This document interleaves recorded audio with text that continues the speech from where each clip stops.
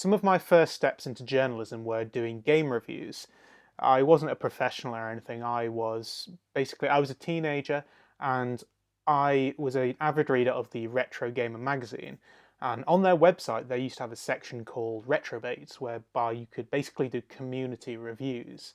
And I remember at the time thinking that there weren't really many Game Boy reviews on there, and Game Boy was my favorite system. So I decided that I was going to make some reviews for that website. I was going to write them all, and that would be sort of my first foray into writing in a journalistic style. Um, I was really proud of them, but chances are that they were rubbish. I mean, I was a teenager; I'd never done it before, um, and I probably assumed that I'd be really good at it, and I just wouldn't be. The thing is, for a long time, I thought that they just disappeared off the website. They don't seem to have that section anymore. And it was a little bit of a shame because even though I know they're probably not the best reviews in the world, it's quite nice to look back and see where you've come from and see how you've progressed.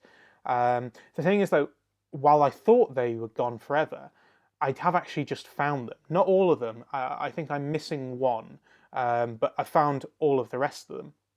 Someone had the sense to back them up, and they do exist on a blog site somewhere. Um, and I haven't read them yet because I was going to save it for on camera, and I was going to sort of go through them with all of you, and hopefully, I'm actually kind of hoping that they're bad. I really want them to be bad because then it gives me a little bit of a sense of in the last 10 years or so, I've actually moved on and I'm a bit of a better journalist than I was back then. But the one that I'm missing is a review I did of Pokemon Fire Red and Leaf Green, which is really a shame because that was the one that I was most proud of. With all of the others, it was kind of a, well, let's jump in and see what I can do, see if I can actually write a journalistic review of these games. With Fire Red and Leaf Green, it was I really felt like I was throwing in anecdotal things about I kind of didn't want to like Fire Red and Leaf Green, and in the end I actually really liked it. So it was a nice review of what you can do in the game, but then also an anecdotal thing of the experience of going from a Gen 1 game into a remake of a Gen 1 game. So it's a shame that is lost. Maybe, and in another 10 years, I'll find it on another blog site somewhere and I'll do another video. But for now, I've found all of the others and I'm going to read through them for the first time since, oh, I don't know, maybe early 2000s. So let's go on the first one. The first one that I have here is Pokemon Yellow. And I mean, the first line of this is full. First of all, it's not a full sentence, and second of all, I misspelt Pokemon. That's in the first line of the review. I've done Pokemon. Okay. Oh God, here we go. Follow up to the hugely popular Pokemon Red and Blue versions (brackets) and also Green in Japan only, and also Green in Japan only. In the original television series, the main that's meant to be character Ash is followed by his faithful Pikachu. However, in the original games, he wasn't, possibly as a result of requests. I can't even read my own prose. The later yellow version, the later, God, the later yellow version added this as a. Okay, I'm just going to stop there for a sec. When I studied journalism postgrad, I was taught that if you ever have to, if your writing ever causes somebody to have to read a line twice, you've failed.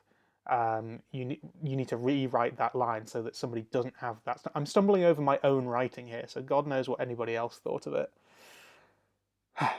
The later yellow version added this as a special feature, and it donned the title Special Pikachu Edition. Okay, here we go. Other than this added feature, there is little difference between this and the original 2. Slightly revamped battle graphics and more Pokemon available to catch are the only noticeable changes at first, although other changes are apparent when played on a Game Boy Color or Advanced consoles. Where it is apparent from the startup video, it's much more colourful. After all, it was released very close to the release of the Game Boy Color. It's really badly written. Despite being very similar to the red and blue versions, it became the fastest selling handheld game of all time when it was released in the USA. That's alright. The cartridge sold over 600,000 copies in its first week and more than 1 million copies in its first fortnight, remaining the top selling handheld game for many weeks. For selling 1 million in its first 2 weeks, it was given the honour of a place in the Guinness spelt wrong, Guinness Book of World Records in 2001. There is also an extra feature which is less well known. Surfing Pikachu is a hidden mini-game in Pokemon Stadium for the N64. I actually have a video about this, and it's actually really hard to get there. It's not hidden in the N64 version, it's hidden in Pokemon Yellow, but you have to unlock it through Pokemon Stadium. Once Pikachu has learnt Surf, upon travelling to a small house at the northern beach of Route 19 that wasn't in Pokemon Red and Blue, a Surfing Pikachu mini-game can be accessed. Was it not in Red and Blue? I thought it was in Red and Blue. And I've put Surfing Pikachu. Okay, I thought it was going to be bad. I didn't realise it was going to be this bad. To be fair, I should also point out that most of these were probably written at like 3 in the morning. But still, I was probably, 17 maybe when I wrote these? I got an A in English language and English literature. How on earth did I manage to do that if I had writing like this? Okay, what's next? Pokemon Gold and Silver. Oh, God. Again, the first line isn't a full sentence. Okay, I'll just ignore that. The second installments of the Pokemon game series following Red, Blue, Green, and Yellow. The games are set in the fantasy Pokemon world of Johto. Other than the original 151, 100 new and exclusive Pokemon have been added to this game's lands. Although both games are independent of each other, the plot remains very similar. The plot is basically the same, but okay, that's fine. To complete your new Pokédex, it is necessary to trade not only between the two, but also with their predecessors. Is that true? Can you only get a full Pokédex if you trade between red, blue, and yellow as well? I didn't know that. I've learned something from my past self. One of the most interesting new features of these games is the inclusion of an internal clock. That was good. Certain aspects of the game are affected by the time of the day or the day of the week. For example, Hoot Hoot will only appear at night, and the bug catching contest in Goldenrod City's National Park are held on Tuesdays, Thursdays, and Saturdays. With 21.2 million copies sold, Pokemon Gold and Silver remain the highest selling Game Boy Color games and the third highest selling games on both the Game Boy and the Game Boy Color combined, behind the Tetris? Behind the Tetris and the original Pokemon Game Boy games respectively. The Tetris, okay. Well, it was the best Tetris, to be fair. This is one of the early Game Boy Color games, when they were still able to be played on the original Game Boy consoles. Later games, including the updated release of these games, brackets Pokemon Crystal, were only able to be played on the Game Boy Color consoles. True. I've then included the box blurb from the original. What? I guess I was trying to pad it out a bit. I've just copied all of the blurb, and I haven't even spelled things. Introducing with a D, introducing Dark and Steel type Pokemon. Okay, that one wasn't as bad, I feel. That one was a little bit better than the Pokemon Yellow review. It still wasn't great. I'm still not quite happy that it was published and this was on the internet for years, but it's a start. What have we got? Oh, and then I move on to Pokemon Crystal. Did I really do Pokemon Yellow, Pokemon Gold and Silver, and then... Okay. This is the 7th game in the Pokemon series, although it is effectively still only the second installment, as the plot is very similar to that of Pokemon Gold and Silver. Not surprising. That's poor sentence structure. Not surprising, as this is an enhanced remake of the earlier releases. However, unlike Gold and Silver, this was the first and only Pokemon game to be released exclusively for the GBC. Despite the plots being wholly the same, Crystal does hold various new features. It is the first game to allow players to choose the sex of their character, while previously the character was always male. Also, all Pokemon have animations added for when they enter battle. For example, a Cyndaquil enters battle. When a Cyndaquil enters battle, the flames on its back flicker. A couple of subplots have been added, mainly with the addition of a legendary Pokemon called Suicune. I've never known how to pronounce that. Suicune? Suicune. Who is featured on the box cover and on the opening screen. See above screenshot. Okay, the screenshot. Was the screenshot even on this? Anyway. And also a mysterious Pokemon simply known as Unknown, which can resemble various letters of the alphabet.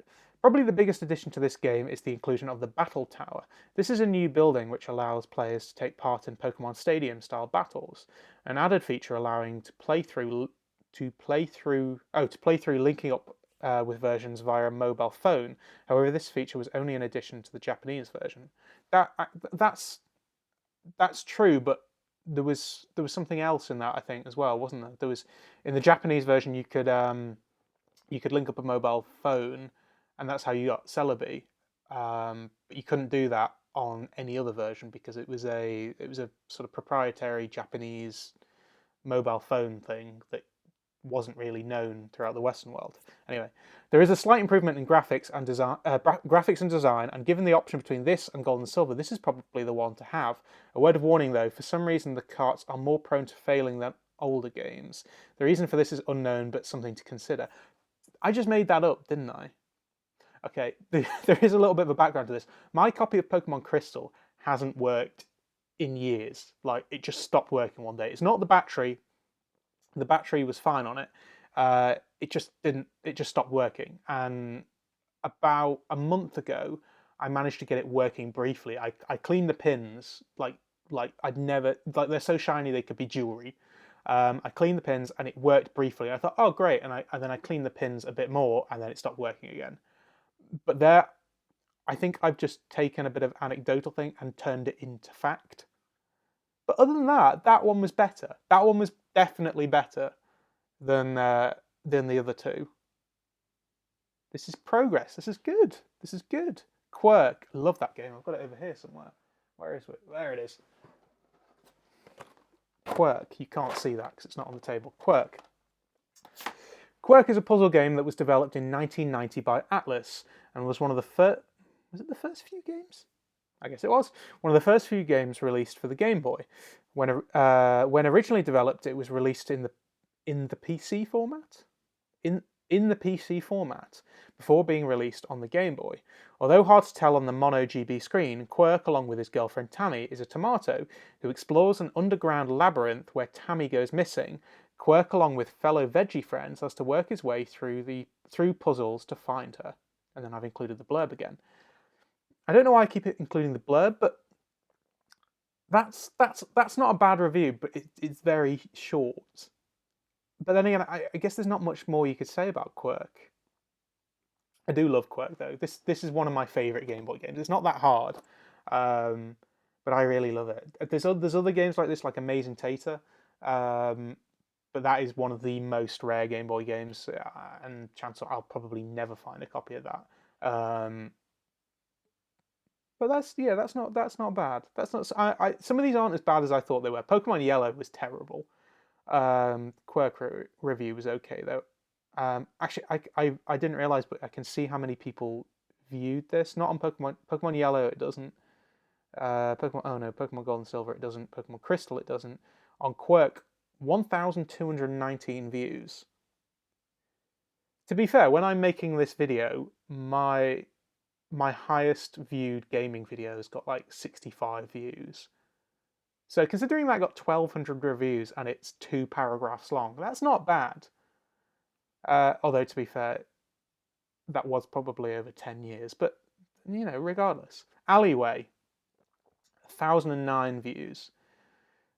Marking one of the first appearances of Mario on the Game Boy, I'm not sure that's true, alongside Super Mario Land, that's true. This is one of the all-time classics for the console. I think that's a bit of a stretch. It's a Breakout clone. Is that what it's called? Breakout? It is Breakout, isn't it?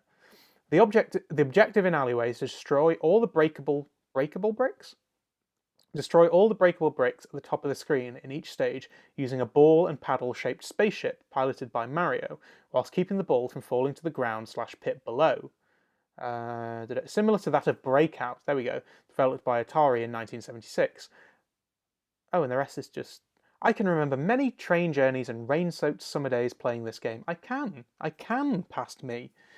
Unlike the earlier games similar to this, the ever-changing environments and brick layouts and added Mario bonus rounds give this a much more interesting and addictive gameplay. Plus, despite being one of the original Game Boy games, when played on the Super Game Boy system, plugged in through an SNES, it was actually quite full of colour in some stages. That was all right. Some, some anecdotal stuff thrown in there. I did actually really like Alleyway. Alleyway now, I guess it still holds up because Breakout still holds up. I don't know if it will go down as one of the all-time classics, as I say in here, but it's definitely a game that I remember from my childhood. When you were a kid, you didn't have that many games, especially in the 90s, because, you know, just in terms of things like handhelds, there weren't many games. Now if you want to, if you've got a 3DS, you've got access to the whole 3DS library, the whole DS library. You've got Virtual Console, Game Boy games, NES games, Super Nintendo games on the new 3DS, Mega Drive, Master System. I think you can get some TurboGrafx 16 games on there. If you've got one of the Ambassador 3DSs, you can get Game Boy Advance games. So and obviously then there are all the digital, indie titles. So there's thousands of games that you can get on a modern console. Back in the 90s, you didn't have that. So, and the games were expensive. Alleyway now, you can get it probably maybe 50p on eBay, but that was probably a £30 game.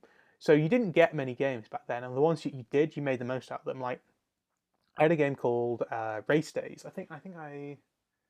Yeah, I've got it here. This was one of the first games I got for the Game Boy, and to be fair, it's not good. It's not a good game at all.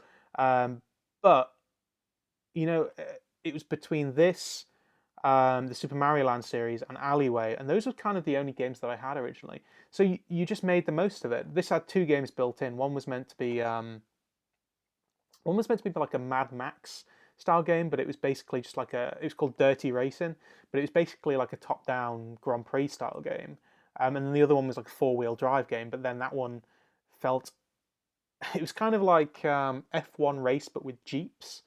Um, so yeah, the games that you had, you just had to make the most of them, and Alleyway was one of those games. I've seen it on lists, people saying that it was one of the worst Game Boy games, and I think that's a bit harsh. It's definitely there were definitely better Game Boy games, but I've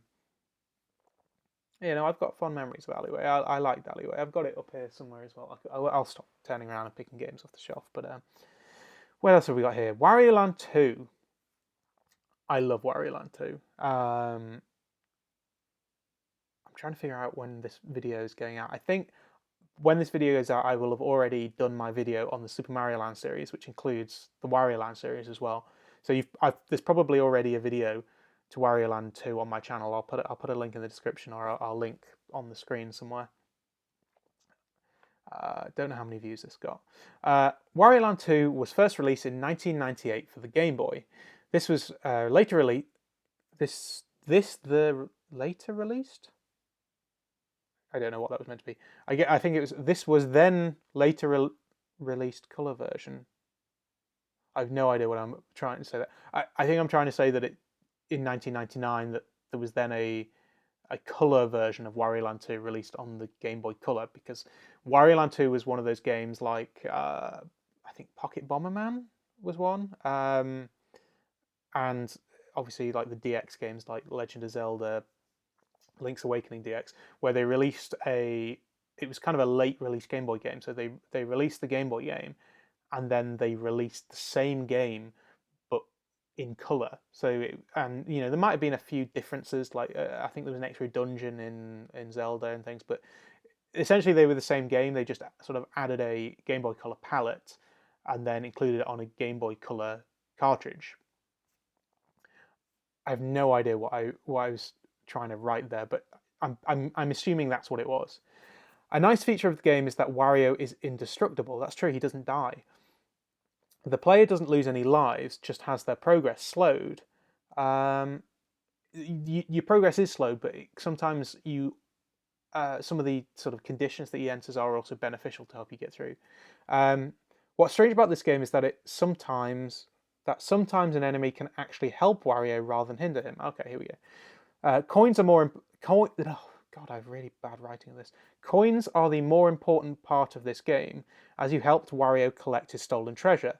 The Black Sugar Gang, headed by Captain Syrup, have stolen all of Wario's treasures yet again, and it's up to you to get it back. At the end of At the end of levels, a couple of mini games are played.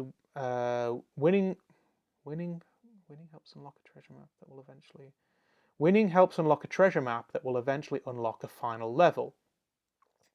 Most platformer games are linear in their narrative, which at first glance is true for this game. However, after a first playthrough, secret exits in levels are revealed, allowing the player to enter one of these secret exits, each altering the storyline, and these will in turn alter the game's ending. This is an enjoyable game to play. It doesn't fit in with the conventions of other platformer games, which isn't to everybody's taste, but it's sometimes intriguing. Sometimes intriguing? Um, I'll leave you to make your own minds up about this game. I suppose it's a bit of a Marmite game. You either love it or you hate it. There are those that see this as an interesting, highly playable game. Um, God, I've really you can't see this obviously, but every line has got spelling mistakes, and just it's a shame because I this review was fairly well written.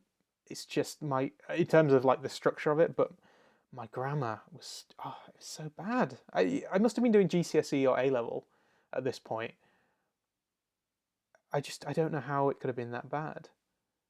Myself, I really liked the game. I found it challenging, but not in that way that would make me want to give up. The gameplay is not what you'd expect and takes a bit of getting used to. Patience is required though, as trying to defeat a boss when you can't die can get a bit frustrating and certainly isn't as easy as it sounds. I think that's a nice line because that still rings true today. Um, I like when games are challenging, but I hate when I actually can't get past a level because it's that moment where you play it 10, 15, 20 times and you go, okay, that's it, I'm putting it down, and then you never play it again. Um, with the Wario Land series and the Super Mario Land series, I never really got that. The levels were hard, but I always felt that I could do it, and I've carried on. That's the secret to a lot of Mario games, I think, and that's why I love things like Kirby. Kirby and like Yoshi games are some of my favorite games because they're not the hardest games in the world, but there's sort of puzzle platforming in them, so they're sort of challenging, but they're not too hard.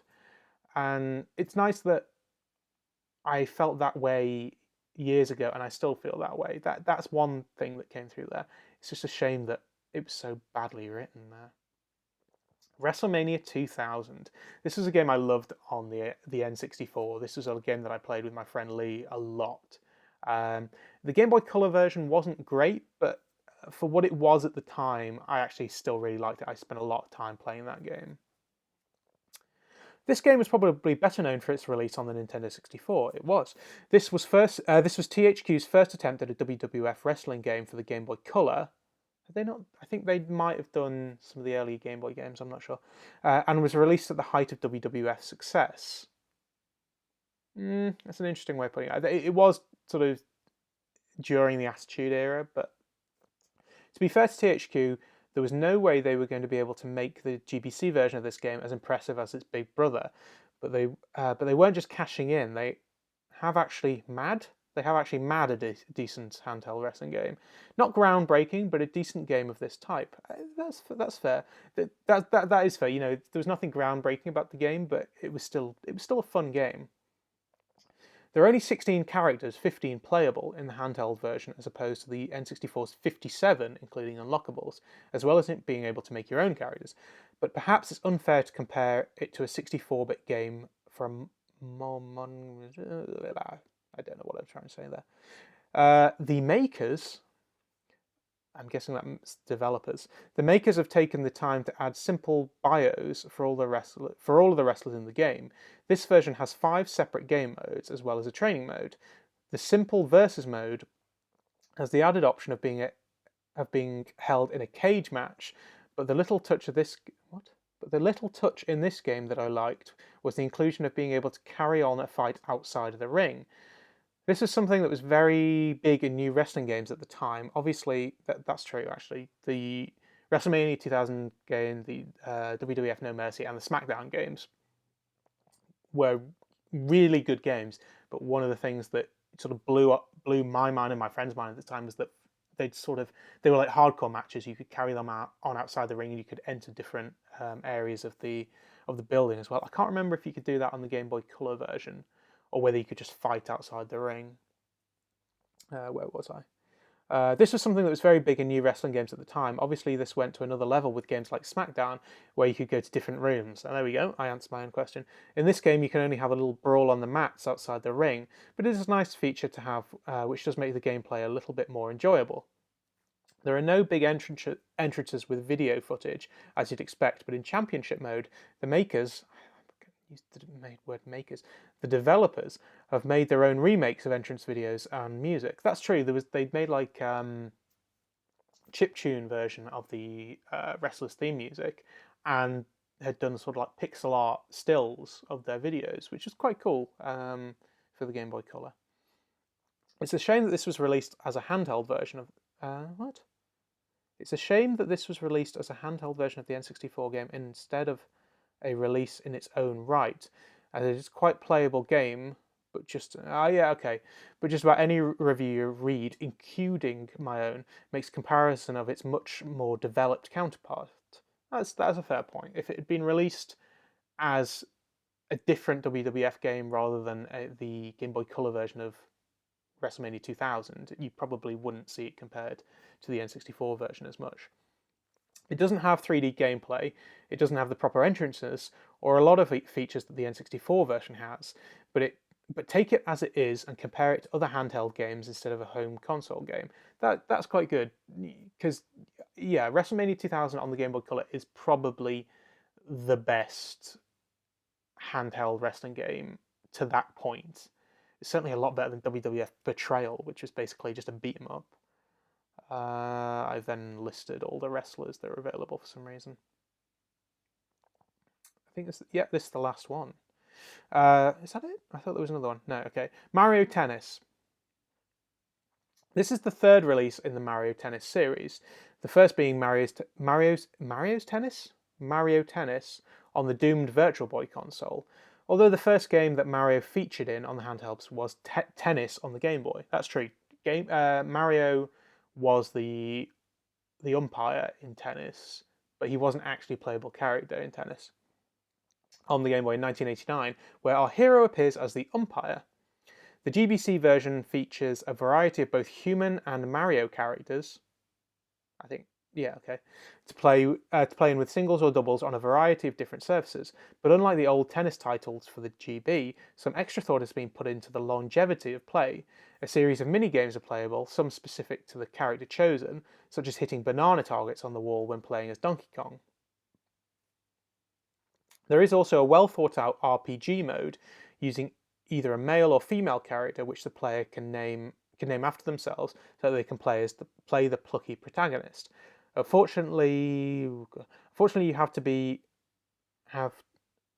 patient if you're going to play this mode, as it has an endless opening sequence. Once you get past this, the gameplay is actually rather good. At the time of release, the big RPG games were Pokemon Gold and Silver and The Legend of Zelda: The Link's Awakening DX, but neither of these managed a 3D land to wander through, unlike this title. The aim of this mode is to be crowned champion at the Academy, although a surprise awaits those who attain this goal. The game's longevity is further extended even further, as this can be played in both singles and doubles mode. What's impressive is the fact that the game What's impressive is that the game is able to almost perfectly capture the look and feel of the N64 version without compromising the control. The controls for Mario Tennis are almost identical to that of the N64 version. I'm not sure that's true, providing the same level of pick up and play and a good level of depth as well. The game boasts impressive graphics and a pretty good soundtrack. It's been very well thought out, and the gameplay is a lot smoother than the earlier GB titles. The difficulty settings are also actually realistic. The easy mode is easy, not slightly easier than not slightly easier than the hard mode. There's a lot of thought gone into Mario Tennis, and it shows. That was a good review, I felt. There's still a load of spelling mistakes in it, and I still stumbled because some of my grammar wasn't the best. But that was by far the best review. And yeah, I think that's it because yeah, I don't have Pokemon Fire Red and Leaf Green. Yeah, you know what? As I say, it's nice to go back and look at these reviews because I wouldn't say that I'm proud of these reviews now. I was proud of them. I don't know why I was proud of them, but I was proud of them when I first did them because you know what? I never really thought that I was going to be a journalist. I never really figured out what I wanted to be. Actually, definitely not at that age. And to be able to just sort of jump in and give something a go was really great. And you see psychologists talking about the importance of video games as providing young people with an environment where they can fail but safely. And that's kind of what this was like. To get good at something, you need to be able to fail. God knows I've failed many times at making videos for this channel. It took me a long time to get the studio set up, and so many mistakes were made along the way with lighting and with audio. It took a long time. I mean, I'm still learning now. You learn a lot more through making mistakes than you do just by doing something and being good at it. Um, so yeah, it's really good to go back and read some of these as well because I think as adults we sometimes forget that it's okay to fail um, because possibly the consequences are a little bit higher. If you fail at a job or say for example all this, I've spent a lot of my own personal money, and it's not just my personal money; it's the money of me and my wife. Um, Spent a lot of money to make this studio and to try and make my dream of creating content for YouTube and to be to have people watch it and enjoy it. But I've set myself high production values and high standards for this channel, and when I don't meet them, it can be really really depressing, and you can really knock yourself down. But you only need to go back and look at some of the stuff you were doing sometimes only weeks ago, weeks, months, years, decades. In this case, it was a few years ago, when I was a teenager, and look at where you've got to now as opposed to where you were. And it's humbling, but it's also encouraging to think that, okay, I'm where I am now. This is where I was. This is where I am now. But where could I be in 10 years? When at the time of making this video, I think I have I think it's 221 subscribers to my YouTube channel, and most of them are probably actually subscribed there for Totally Motors. Totally Motors is by far and away the most popular thing on my channel. It's actually a lot harder to do because getting hold of the press bikes is not easy. Um, but my dream is to try and make Pomelo retro bigger, and looking at these kind of things is really encouraging. I'm probably waffling now. I'm probably not making much sense at all. So I'll end this video fairly soon. But yeah, it's nice to delve back into old pieces of work. I think when I move forward in this channel, what I am going to do is try and do some throwback stuff to earlier work because it's nice for people to see where you've come from, and it's nice for me to see where I've come from as well. And it just also being a record of stuff that you've done in your life. Even if it's bad, it doesn't matter if it's bad. Because if you want to do something, the best thing to do is just do it. So yeah, it's encouraging, and it's nice. It's nice that these are now preserved. even if I lose all this, I at least preserve them in video. I realize this is a long video, and if you're still watching, then thank you very much. And if you haven't subscribed yet, please do. There's a subscribe button below. And yeah, we release lots of videos, and these are more casual videos. You know, I want to do a few where I'm just talking to the camera. There's no script, there's no teleprompter. I'm just talking, as you could probably tell. I don't really know what words are going to come out of my mouth until they do. But I kind of want to make that distinction. I want to make sure that I have some, you know, scripted work on my channel, but also this more personal, um, stripped back kind of video as well. But yeah, thank you very much, and I will see you all soon. Well, it was a little bit embarrassing reading some of those. Some of them were a little bit hard to decipher too, but I'm sure I'll look back at my early videos as well and see some improvements over time.